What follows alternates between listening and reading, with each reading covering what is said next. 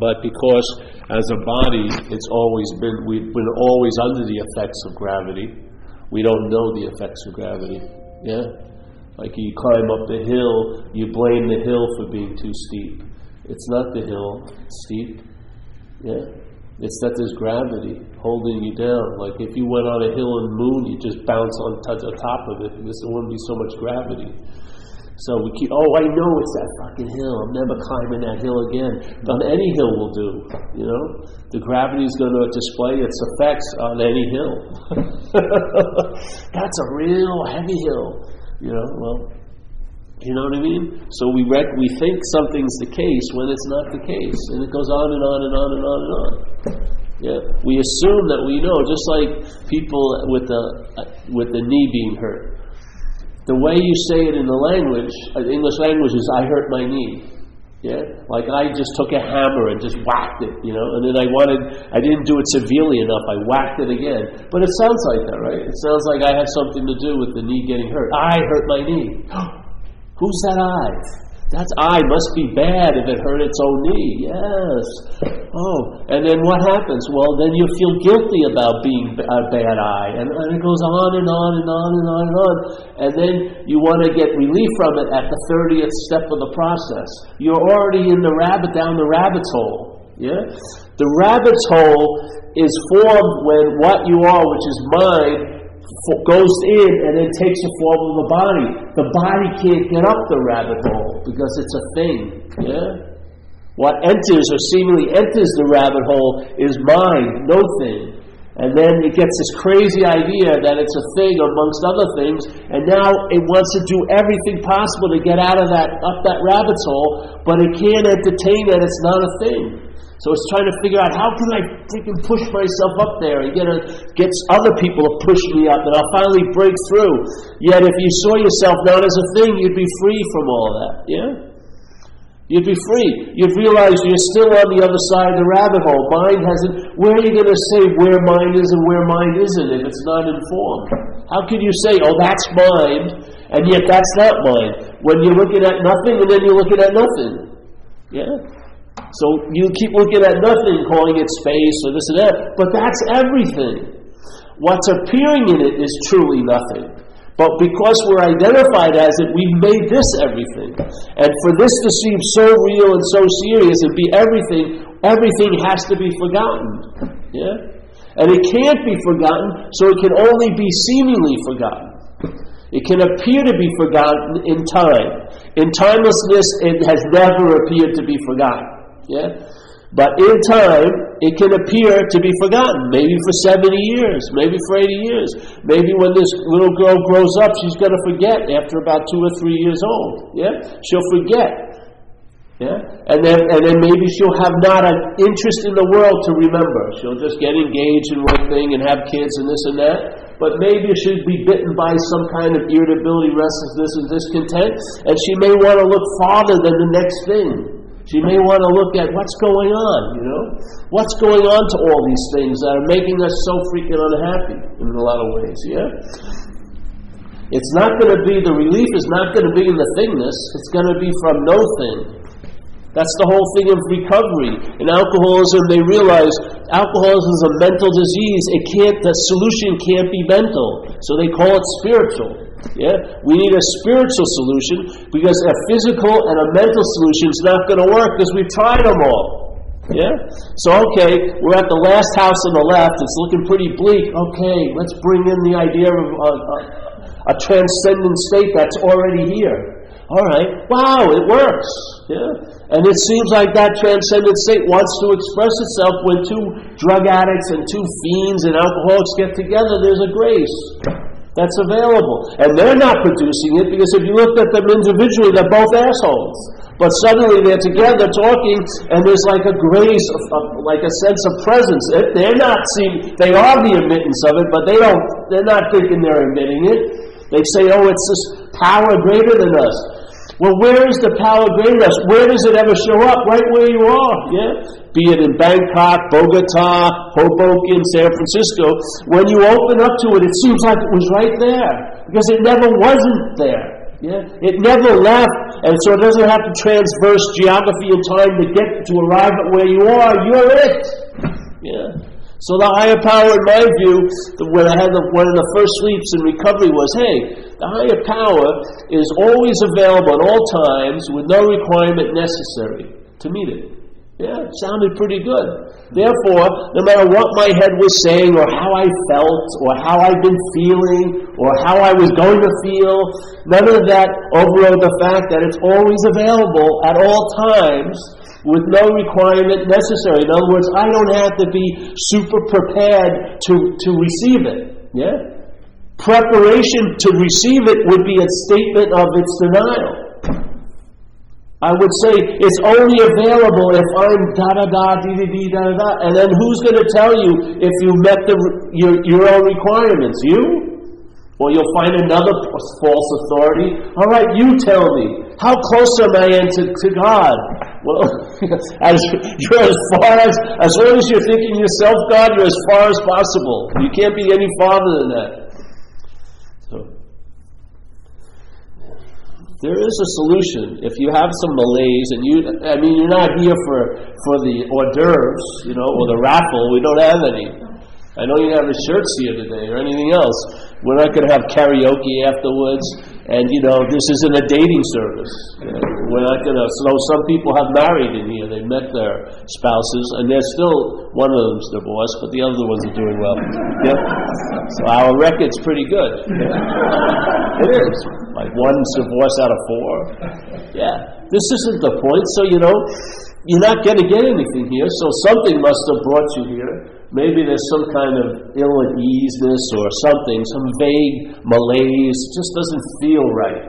And if you've ever been given the curse of getting what you want, and then having the experience that it's inherently empty, and it seems to be a curse because that false hope we live on is great. Oh, if I only got, poor people suffer and there's rich people suffering. Part of poor people suffering is they wouldn't be suffering if they were rich. The rich don't have that.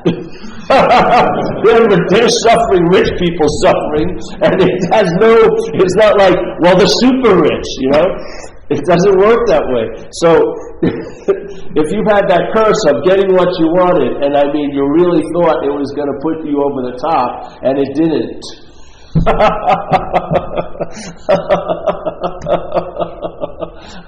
What happens if it doesn't put you over the top? How do you look at it? Self-centeredly. You look, what did I do?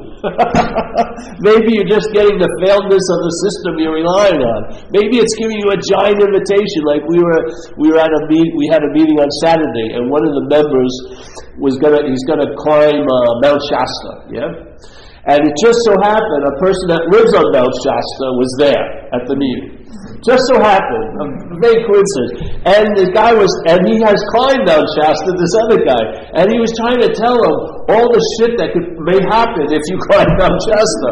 And so, there his wife just giving you, okay, maybe I should rethink this idea of climbing Mount Shasta, considering I wasn't going to a travel agent. Here's a guy that lives there, knows a lot of people that climbed it, and a lot of shit has happened. Maybe there's an invitation. Hey, maybe don't climb Mount Shasta right now. You know what I mean? But of course, we'll speed right through and we won't read the signs. And then when the crash occurs, we're like looking who to blame. But life probably extended itself and gave you a little warning. Hey, bro, don't do this. Do that. But no. I have an exemption. A built-in exemption. I'm special. Even though it didn't work for you, it's going to work for me. I know it. I have a strong feeling about it. So you have to see, if you have an irritability, restlessness, and discontent, if you've been looking in all the wrong places to get some kind of peace and serenity, how many more examples do you need? Haven't you had enough? Maybe, just maybe entertain another possibility. Maybe in another direction. Let's say inside. There's no inside, but let's just say that. Maybe going in another direction. And maybe all that was called on you to go and get what you thought you needed out here, which was quite arduous and a lot of work, may be quite easily given to you with no thought or effort on your part this way. You may just, in a way, fall right into it. Yeah? Fall right into it. You just you give up, like in recovery. You surrender, and then something happens. Yeah, and all the action didn't provoke it. The inaction finally provokes it. You finally give up applying the failed system to get what you hope will work for you, and you're exhausted. You give up, and then suddenly something occurs, and we very rarely put it together. Why wasn't it occurring before? Well, you were busily trying to get it to occur. You were busily trying to get there. You were busily trying to achieve it and think it. Therefore, it couldn't show itself because you were busy looking for it in the way you see it. Yeah? Not the way it is, but the way you see it. And sometimes the way we see it is so defined, there's no way it can ever appear to us because it's appearing to us in our own head in a different light. Yeah? Conceptual. It's like when I came into recovery, and everyone has a desire for approval and acknowledgement, yes? Every action figure. And maybe you didn't feel like you were getting it when you were a kid, or you were blind to it, so you may have more of an urge to have it. And so there I'm going, I'm doing talks in San Francisco at this meeting. 60 people are there. A lot of people are giving me their approval and this and that. But it wasn't in the package I wanted it. I wanted it in like a 5'10" blonde, yeah? And I wasn't going to sign for the fucking delivery unless it came in that package, yeah? Therefore, every delivery for Paul, no, that's not the delivery for Paul. Delivery for Paul, no, that's not the delivery for Paul. What happens to Paul? He's fighting, he's cutting his nose off to spite his face, yeah? But he's adamant, I want it this way. Yeah. And therefore you have to be blind to the way. Because the way doesn't really take you into consideration. The way doesn't even recognize a you. Yeah? We're the only thing that's obsessed with this idea of being a special someone. Life isn't. Life will run right over that, man. There was a guy where I lived in Australia, Byron Bay. There's a rock out in the bay called Julian Rock, and it's a famous skin diving place. Yep.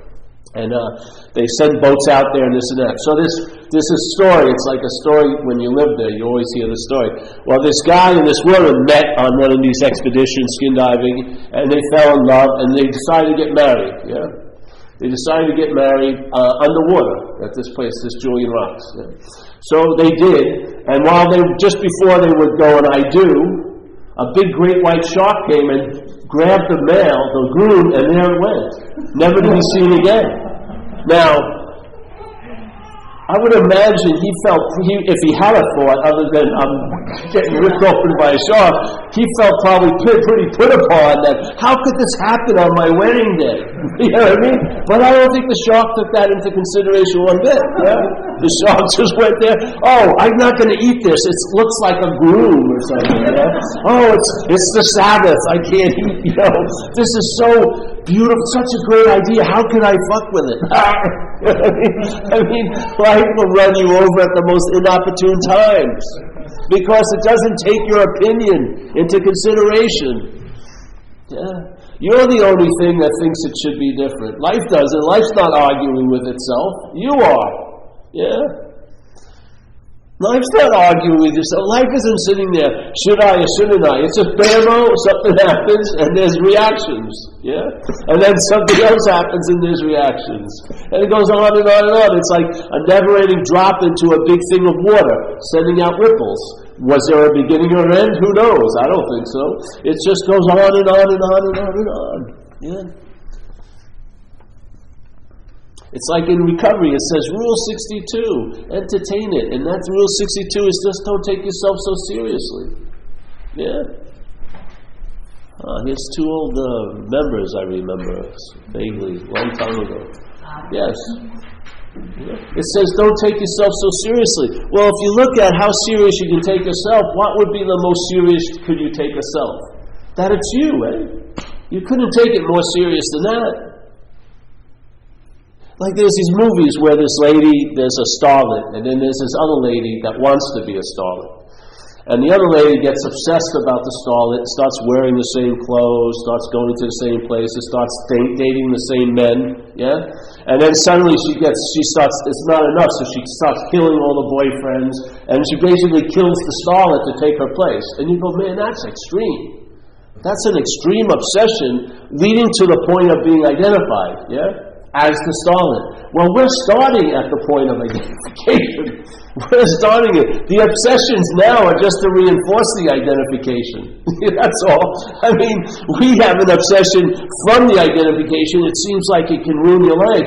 But we are prior to all the obsessions. We're the identification.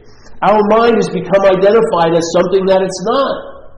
And from there, as a petri dish, everything else grows out of there. All the insanities that we could possibly entertain grow out of that petri dish. That I'm something other than what I am. Yeah? And that denial, or that act of identification, they're both at the same time. When you're identified as a self, you're denying your own true condition. Yeah? And then the double whammy is, you may try to want to get some of your original condition, but from this idea of being a self. So now we call what we are a spiritual path, or spiritual, yeah? But it has nothing to do with spiritual. You're spiritual. You are the spirit, yeah? But when you're mentally inclined or identified, the mental idea of spirituality is conceptualized, and now you, as a mental idea, wants to get spiritual. You know, I want to add a little spirituality to this mentality. It's getting a little too much. But I don't want too much. You know, it's like getting a haircut. Don't cut off too much. Just a tiny trim, because I can't see with this. But don't cut it off too much. So now you're trying to become spiritual as what you're not. You want to sort of graft spirituality to a physical thing. How is it going to hold? You have to constantly apply. I swear, you go on a 3-week retreat. Maybe you've done it. Maybe you haven't. 13 hours of meditating at a temple in Thailand, and 13 hours. You've been eating only one little soupy meal at 10:30 in the morning. I lost like 20 pounds on these things. And then you're let go of, and you got to get back to the village. I mean, your lovely blissful state lasts about 4 hours, and by the time you hit the village, you get to the guest house. All the same shit just fucking surrounds you once again. You know what I mean? So what's your idea is, I got to spend 3 months, or 6 months, or actually become a monk. Yeah? But if it didn't work then, it's not going to work with adding more time to it. Yeah? If it didn't work then, it's not going to work when you add more time to it. That's the old idea of, all right, now people go on retreats, and it's not enough it can be retreat. It's also therapeutic. They get foot massages. They have some tantra maybe thrown in there. They have vegetarian meals 3 times a day. There's no fucking just eating before 12. It's like fucking gourmet, sumptuous feasts. You know? I did this one retreat at a famous place in Marin, and I was on the 11th day. Yeah? And so every night we'd walk to the place where they fed us. Yeah? And actually I didn't want to leave because my room was better than the room I have in my house. It was unbelievable. I wanted to move in there. It was like, I call it the upper middle way. It was so high class. It was like so high class. So there I go. I'm sitting. So I get there early to the place where they have the food. So I'm walking in like this, and everyone's you're silent. You're not saying anything. So I sit down, and as I'm walking in, I see they put ice cream out for the first time. Yeah. So, okay, my mind starts moving, ice cream. And so I sit down. Now I watch everyone else coming in. They're very somber. They've been meditating like 12 hours every day. Not total silence. And they walk in, and they look, and right what they see is the ice cream. I could see their eyes. And all the wheels started spinning. And some of them, what they did is they went right to the ice cream, got it, put it at their table, then got the food. They didn't even go sit first. They went right to it. And I watched, and there was all the effects of the 2 weeks, like that. 2 minutes, ice cream. Yeah. What do you think? You have any chance? Give me a freaking break. You have no chance. There's nothing you can freaking do or have. It doesn't work that way. It's inherently that's your nature. If you can just entertain what you're not, you'll fall back into what you are instead of trying to seek what you are from what you're not. You realize what you're not, and you'll fall back into what you are. And then you'll be relegated to find out what it is, not try to know it. Because you can't know it as something other than you. That would give you too much credit, yeah? But you'll know from it. You'll realize, I'm not that, I'm not that, I'm not that, I'm not that, and therefore, that's that. Yeah? And then you find out what it's like to have, or like it says in recovery, you'll know peace and you'll comprehend the word serenity and know peace. Yeah? You'll know it. And then it says you'll have a new freedom and a new happiness and a new attitude and a new outlook. It doesn't say you'll have a better attitude and outlook, or you'll have better freedom and better peace, or it'll be longer lasting. New. Totally new. Not from this place, not on your terms. Yeah? Not on your terms at all. And basically, anything that's worth its salt will have a timeless quality to it. So it will dawn on you. It won't be a long, drawn-out dawning. There will be a hit. Yeah? And then it will play out in time, but the hit's not of time. And it wasn't triggered by time. It's your own mind. Yeah? Not the mental process. The mental process is like a bastardization of mind, the big M of old Zen, if you don't understand what I'm saying. It may infer beingness or awareness, but I think it's much more kinetic mind. It's much more, for me, it just registers a much deeper feeling. So the thing is, let's say if there's a movie Moon. You ever see the movie Moon? Yeah, the movie Moon's a trippy little film. It's only got one guy in it, basically. And he's working on this, I'm going to ruin the movie for you, so I hope you don't want to see it, but hopefully it will ruin this movie. That's really good. So he's on this big thing on the moon, and they found a new energy source on the moon to run everything instead of oil and everything. They found it. So they have these huge farms up there on the dark side of the moon, and they have these huge things that are harvesting this ore, and then they process it, yes? And it only takes one guy to run it, and he's in this huge facility, and he's been there for 5 years. He has a 5-year contract. He's got 2 weeks left. And so, he has pictures of his family on Earth, and he's a Boston Red Sox fan, and all this. He has this whole life going on. And then he gets a notice something went wrong with one of the facilities outside, where the harvesting's going on. So he takes this little rover and goes there, and he finds a spacesuit with someone in it. It's the first time he's seen anyone else there. And it looks like the person's hurt. And he looks in, and it looks like him, yeah? So he gets this thing in, he gets the guy in and takes the rover back, and it looks just like him, yeah? And what happened was, you'll find out. What happens is, so the guy wakes up, and then he's just like him, but he's got a much more pissed-off attitude, and he's a Yankee fan. But he has a story about a family, and he says, hey, listen, they probably thought I was dead, and therefore you showed up. This guy. He says, what? Oh, he says, yeah, there's hundreds of us. And the guy's going, what? He says, yeah. And he's looking right at it, and he goes, you and I are clones. We're clones. And the guy's going, what? I'm going home in a week. I think I talk to my wife on this video phone every week or whatever, and I have all these pictures. And he says, come on down below. And they both go down below, and there's 2,000 tubes of the same face, the same body. And so now the clone, who thinks it's a human, has total indisputable evidence that it's a clone. Yeah?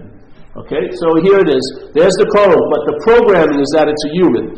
And now here's the news that it's a clone, beyond any kind of dispute. What receives that message? That it's a clone. Not the clone, the human does. The programmed sense of being a human. Yeah? Clone's here, that's all it is. But he has this programming that he's a human. He's got this family, this and that. He hears the news that he is not that. I mean, emphatically, there's thousands of me. If there's thousands of me, how can there be one of me? It's that simple. And so here's the message. But the myth that catches that message is the myth of programming, that you're a long-lasting, independent, separate entity. You've got this family. You've got the Red Sox. So none of the evidence is going to dispute that. And that's the point. It doesn't have to be disputed. That's the programming. You're an action figure seemingly here. But there's a possibility of that message of what you're not to get through what you're taking yourself to be, and then get received by the mind, which will allow your peculiarities to continue, because there's no reason not to, yet will now know it's not that. Yeah? It's not that. Yeah? The mitt will always be raised from your programming, this, I like that, I don't like this and that. But you're not buying it anymore. You've been relieved of the bondage of self. And the idea of self is being a long-lasting, independent, separate entity, usually fixated as a body. Your mental process identifies you as a body. Yeah? So to be relieved of that bondage of self, not to self, because there's no self to be bonded to. It's an of self. It's a verb, a mental verb going on. You're being remembered as your little action figurehood. Yeah? You're being remembered. Every time you worry, you're remembering you. Every time you think about you in the past, you're remembering you now. Yeah? Because your thought system pictures you as a body, and it pictures you as a body in the future, because it goes, what's going to happen to me? That me, that it's feeling, is pictured as a body. What's going to happen to me 5 years from now? Why would a spirit worry about what's going to happen to it 5 years from now? Because it's the same as what happened to it 5 years before. Nothing. What the hell is he going to worry about? What's going to activate the mental process? The sense of being a spirit or a mental freaking idea? So what happens? You're now freed. Now the action figurehood is still going. You still have the Red Sox hat on. You haven't come over to the Yankee side. You got the pictures of your family. But something has changed. You have a deep feeling that it's not so. Not being bad or good, just a little relief from it, yeah? So like you wear it loosely. You can travel lighter over all the geographies of your life. It's not going to change your geography, but you'll travel lighter over it. So you will go back from the space system, and you'll find your wife probably sleeping with some other guy, and you're going to get divorced, and all this is going to fucking happen, and you wish you never even had that Boston Red Sox hat on. And yet, there'll be a traveling lighter because you'll be on to the story. Yes? You won't be the author anymore. The story doesn't have to end for you to begin, because you never began. It's just a recognition of I'm not that. And how does that recognition occur? I don't know how it will occur for you. But to me, the way to get to it is no way. You ask the questions of who the hell am I? Yeah? Ask a subjective question, like, if I'm worrying about next week, the emphasis goes totally off the topic of worry. It goes, who's worrying? Let's see who is it? Who is it? Something's is being represented by that thought, right? That line of thought represents as a someone that's worthy to be worried about. Yeah? Let's just see who it is. And if it's not me, what will happen? Find out. When I found out, when I realized it wasn't me, I lost interest in all that which is being used to facilitate it. Yeah? I lost interest in the thought system. They weren't held as mine anymore. I just saw them as thoughts. Yeah? Feelings weren't my feelings. They're feelings. They have meaning, but they're not drenched in meaning like when they're in my. Just take one example of a thought and add the word prior to it, my. It changes the whole meaning. Put money up there, put sex up there, put health up there. Yeah? Based on where you think you are, the meaning will be distributed, yes? If you don't have any money, it may be very important right now, yeah? Stuff like that. Maybe you'll be looking to have sex with someone you think has money. Who knows? So, to get money. Yeah? You think you want to have sex with them, but you just want security, really. The mind does. It doesn't care about the sex. All right, so here, money, health, sex. Now add the word my in front of it. You're going to tell me it's not changed when it's my money? My health, my sex, you don't think it's not changed at all? It has the exact same meaning as before. Money has the exact same meaning when it's construed as my money. Does it? No way. And if you weighed it, I bet you the my is the root of all the heaviness in your life. A problem is a problem, but when it's your problem, Jesus Christ. You know? Time is time. My time, I can't be wasting my time. Your time I don't give a shit about, but my time. Can't be wasting my time. Take the my out, or just question it. What precedes the my? Don't try to get relief from the my afterwards. It's just it doesn't work. Go prior to it. What's prior to the my? What's prior to the act of claiming? Yeah. What's prior to that? What's a problem if it isn't mine? What's a thought if it isn't mine? What's a feeling if it isn't mine? It'll be vastly different than when it's yours or construed as yours. You want lightness during your day? Start entertaining it. Yeah. We're just possibilities. Wherever your mind is resting, that's how it's going to be. Yeah, like Jesus supposedly said, hey, you can't serve two masters at the same time. Either you're having devotion to your thought system, or that thought system is under suspicion. Literally. Yeah.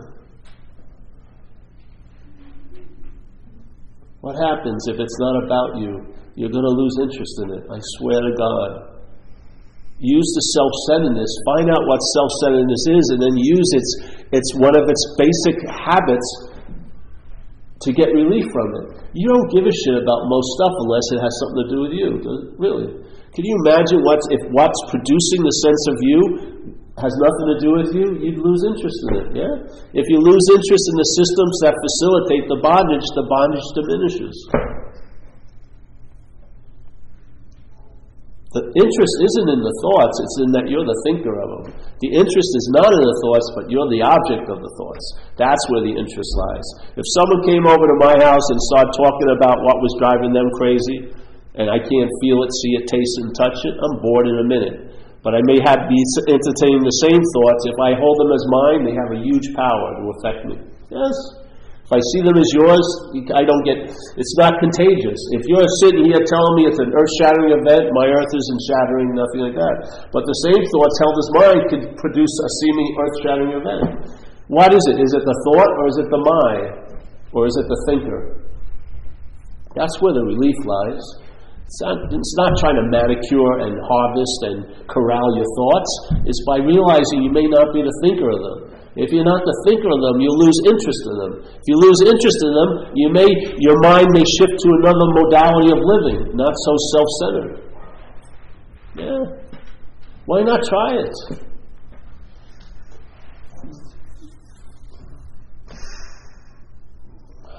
It's a failed system. If you know recovery, it gives us an answer so you don't have to go through so much fucking hell. It says, why are you in so much fear today? It doesn't say the specific fears. It says any fear. Why are you in so much fear today? Okay, let me see. My knee's bad. It may not get better. I won't be able to surf. All this stuff. No. That isn't it. What? Oh no. I don't have any money. No, that's not it either. What it is, you ready? Isn't it because self-reliance has failed us that we're in so much fear? Try it out. See if that rings true for you. It's rang true for me. If my mind is resting in self, in relying on it, that system is a failed system. If I have faith in a failed system, what is it going to produce? Anxiety.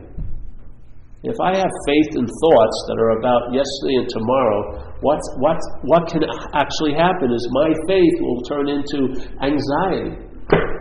I'll be devoted to the thoughts, and those thoughts will have the ability to take me out of every seemingly out they can, but take you out of this moment and put your attention into a future or past moment. Yeah?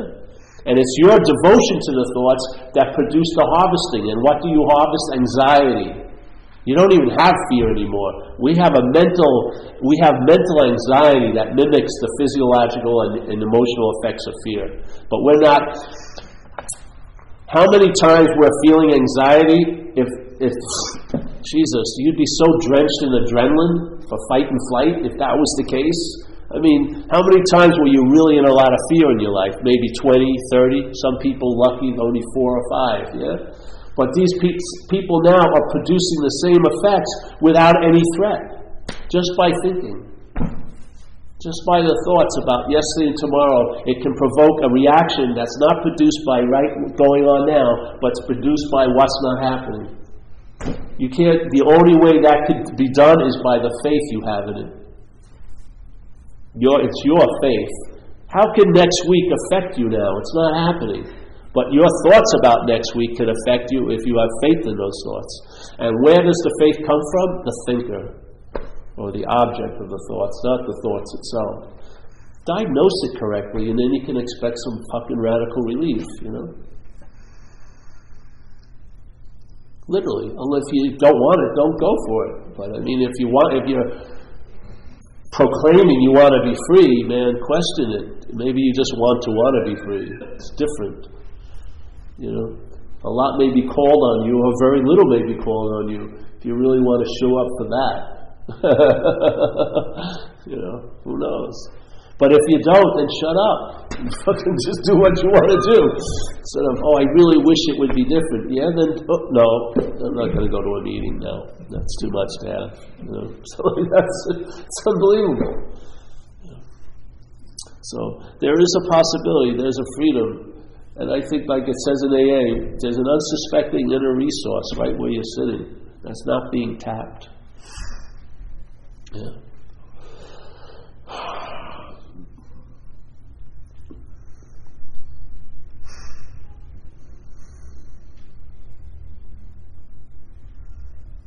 How many flowers did you smell today? But how many thoughts did you attend to today? How many little trips up in your head did you attend to? How many sounds did you actually hear? Of course, you're hearing a lot, but I mean actually witness hearing it, being conscious. Yeah. But where does most of our interest and attention go? It goes up into the noggin, yes? It's not resting in the heart. It's not resting in the elbow. It's resting in the head. And if you're resting in that head, you're living in interpretation, because that's all you can get from there. Interpretation of time, of yesterday and tomorrow, of there and then. Interpretation of you as a body. And interpretation as everything else as bodies. And what we're sorely missing can't come from the system that's producing that. It can't come from the mental realm. And it's not going to be produced by doing and having, because its quality is unproduced. It's uncaused. It's always so. It's always available at all times, right where we are. You and I are not in a moment, we are the moment. Without us, as we are, there is no moment.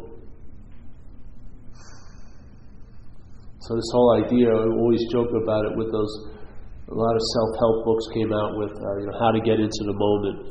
Yeah, this used to blow my mind. 500. Jeez, so how to get into the moment. And then, very rarely read the whole book, do you? The self-help books, you get and then you wait for the second edition, how to really get in the moment. And then you sign up for that one, and you get a DVD, how to really, really get in the moment. But it's all dependent on an insane idea that you could be out of a moment. Yeah? It's a totally insane idea. You have not been out of one moment of your life, ever. Yeah. Not what you are. No fucking way. Even the body, you're thinking you're spaced out, but if you look at the surveillance cameras, you were there at 8:15 Wednesday night. I was thinking about Hawaii, but you weren't in Hawaii.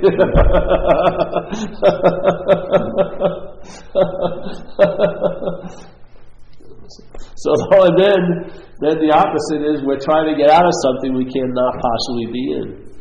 You're not a self. You're not a long-lasting, independent, separate entity. This baby doesn't know it's an entity, doesn't have a name yet. It probably doesn't have it's probably just seeing light and variations of light. And its mental system is trying to develop to such a point where it's going to give you the whole news in one little enchilada. You're a someone. You've got a name. Your name is Makala.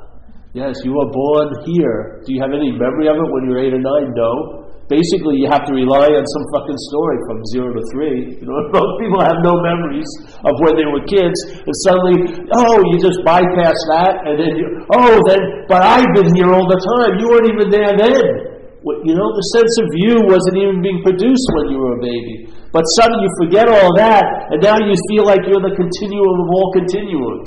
You're the one constant in your inconstant crazy life. It's a story. I mean, if you're enjoying it, fucking far out. But if you're not, maybe it's going to go on and on. More and more chapters are going to be added. I'm telling you, it's not over.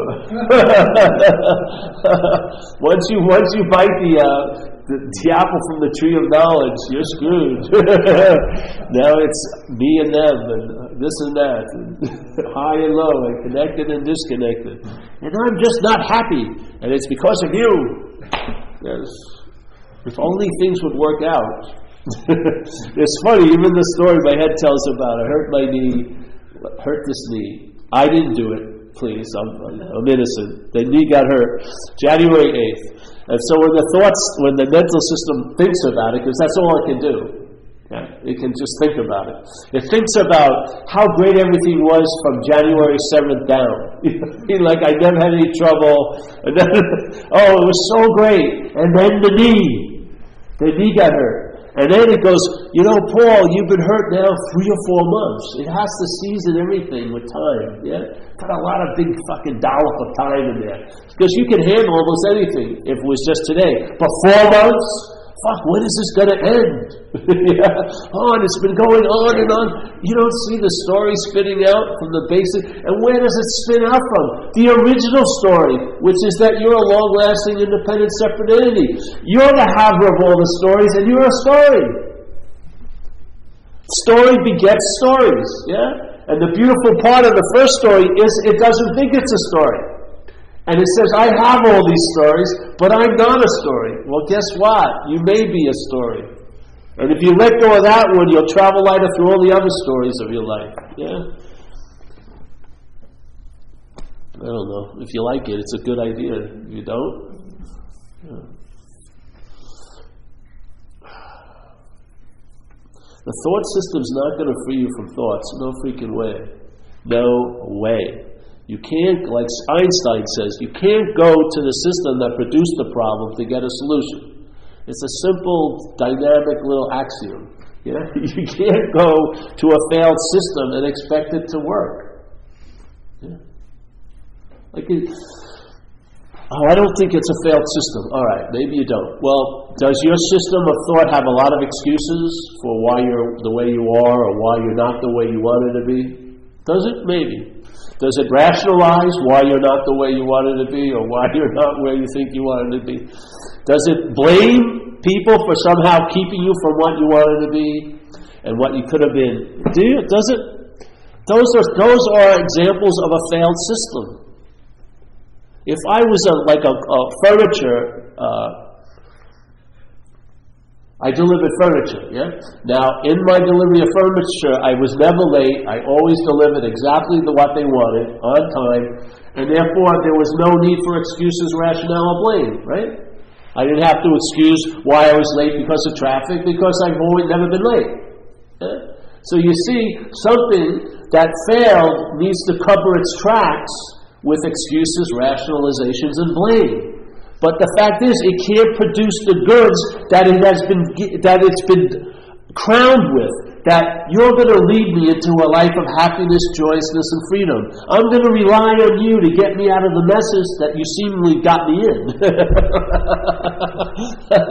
And yet, that well has been dried up, yet we keep trudging down the same worn path with the same false hope, dropping the same bucket in, and then being really upset when we don't get any water. Yeah. Why? Because it's about us. That's it. It's like Buddhism says, it's a cherishing of self. There's a cherishing of this idea that you're a long-lasting, independent, separate entity. There's no bondage, you're attached. Yeah? The bondage didn't come from outside. The mind is the glue. Yeah?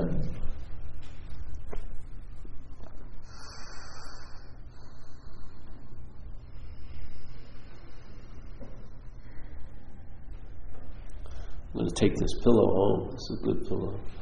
My legs. So yeah, that's it. Any questions today? Go on. Any approach you want to take, try it. Go ahead. If it's a good approach, it will fail you. That's its greatest gift. Yeah.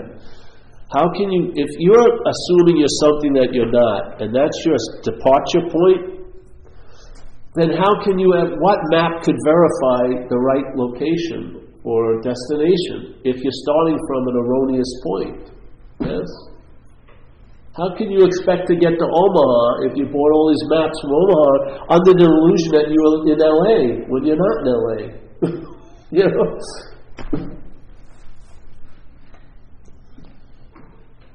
People who've been involved in the spiritual world, hopefully it's failed you to a point where you'll stop blaming yourself, yeah, and look at maybe it's a failed system, at least concerning this experience called Paul, yeah, and maybe open up to the possibility that why you can't find what you're looking for because it's what's looking right now, yeah. You've already found it. You're way past the point of finding it. You are it, yeah? Maybe if there was a stopping of looking, you'd realize you're seeing all the time. Yeah.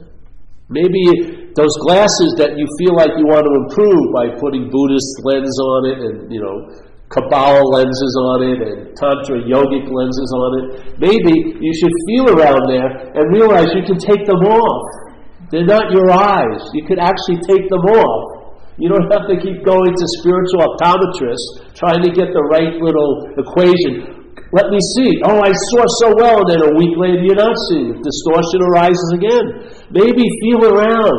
See. Maybe they're glasses. And as soon as you realize they're glasses, what's the next thing you may entertain? Hey, I can take them off. Holy cow.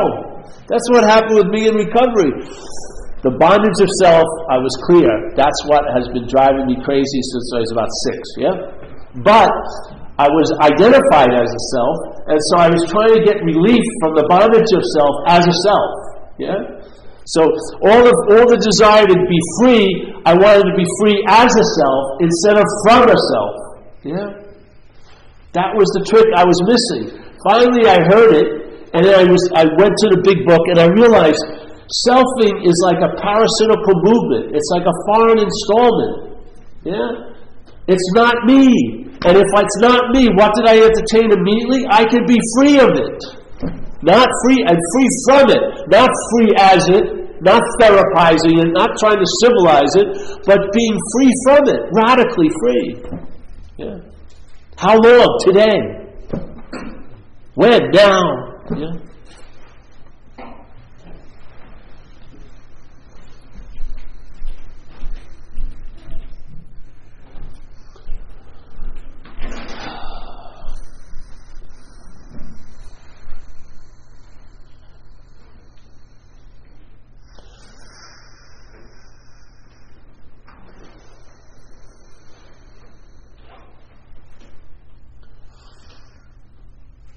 Yes, that's it.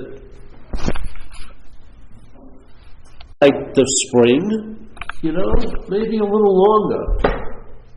Yeah. See what happens. See how, because if you're not ready to receive, the finding out may be slow, because it doesn't want to blow the system up.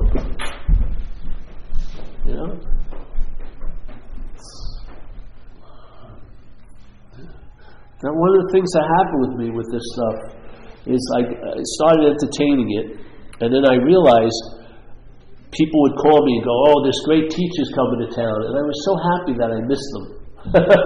I just said, "Oh, that's great, far out." I just did not partake. I did not go back to that trough.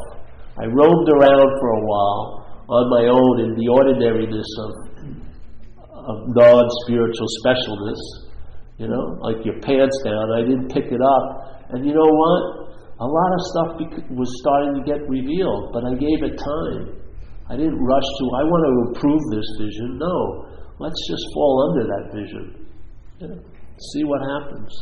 And you may miss the value of it because a lot of times it expresses value here by what's going to be absent in your life. Things will fall away, and when they fall away, they will be as if they never were there. But I'll tell you, if the mind shifted, it would be like white on rice very quickly. And then you'd realize what you had. And you made it into something that wasn't special, you didn't give any honoring to it, and now it seems not to be available. It's not, it's always available, but it may not seem to be available to you. I've seen that in people in recovery. They have 20 years and they go out, and a grace that was in their life was not seen clearly, was underappreciated. They may have called it something about them, and then something changed and they don't have that anymore. It's not flowing like it did, and they're dried up, and they can't get sober. And they go in and out for years. And when they talk to me, and I know one of them personally, she says, what I'm missing the most is the sense of that presence. Yeah. So now, hopefully it's been initiated in this room now, and just honor it, just attend to it a little bit. It'll become familiar to you. And then when all the other guests come in, all unruly and making a lot of freaking noise and proclaiming the end of things and this and that, you'll be able to rest in the assurance of what you are. Yeah? You'll start having a major role in your life here, not a minor abstraction that you read about or something, but actually an act of effect in your days. Yeah. First the absences will occur, and then a presence will occur. And a lot of things, you'll start feeling things you weren't feeling before. Not even feeling, sensing things. You'll sense the space of a room like you can see it with your eyes. You'll sense nothingness. Yeah.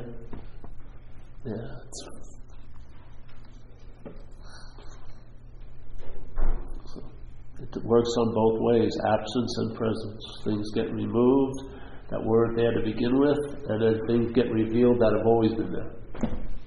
Yeah. It's a nice little, just don't get off the operating table. Don't act out, don't die, and everything's going to be really good. That's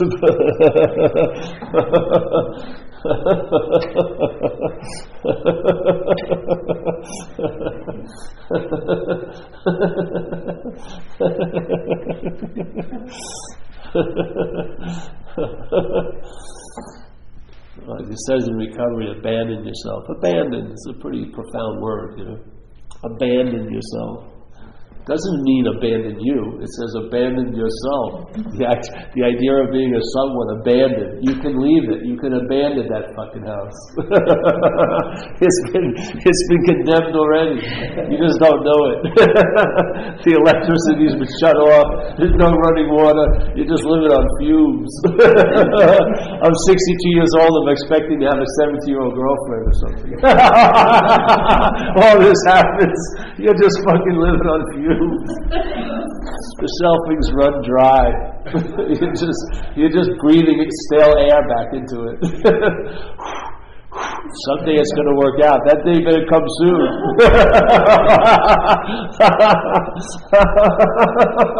I'm holding out to the last moment. Oh yeah, good plan.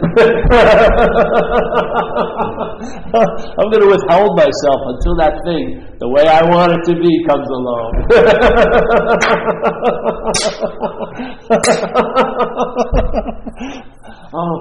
You don't realize if you're withholding yourself, if you're withholding now, you'll be withholding then. This isn't this, and then suddenly when what you want arrives, you're able to, you're locked in.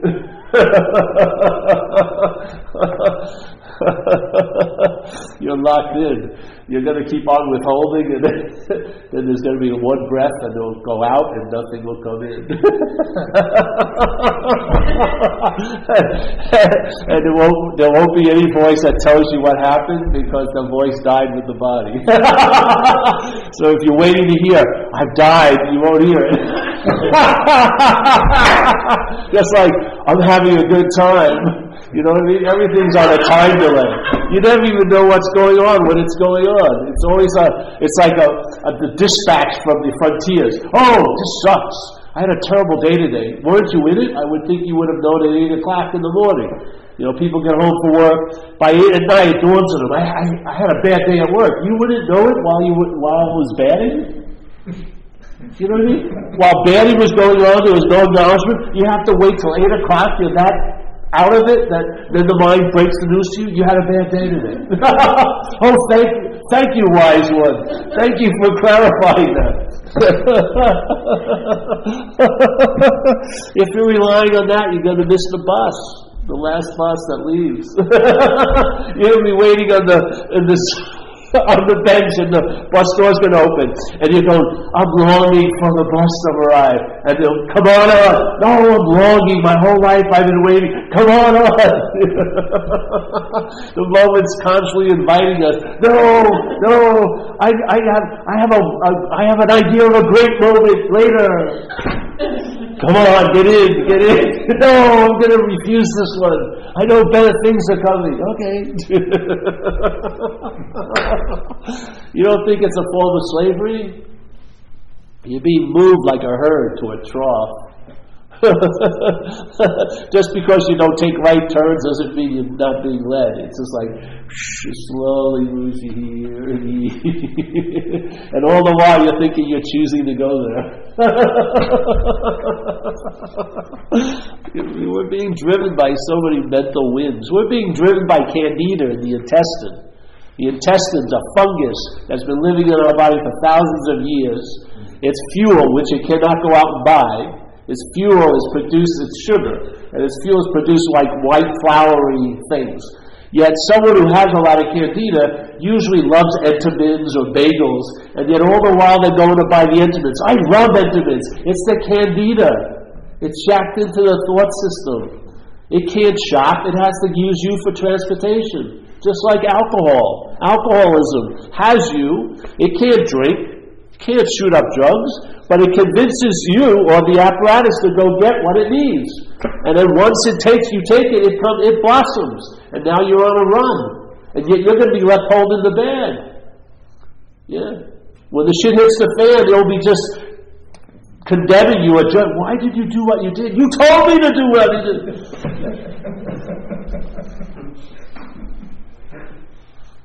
You think you're exempt? No way. No way. You and I are being taken over tons of times every day. Mental winds, emotional winds, mental winds are blowing constantly. Yeah? Now if you're an open flute, you'll attract certain winds that play really nice music.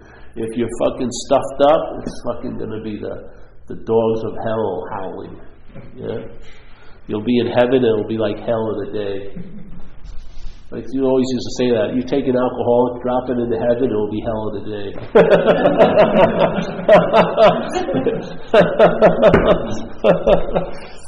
Come on. Recognize it, maybe. Yeah.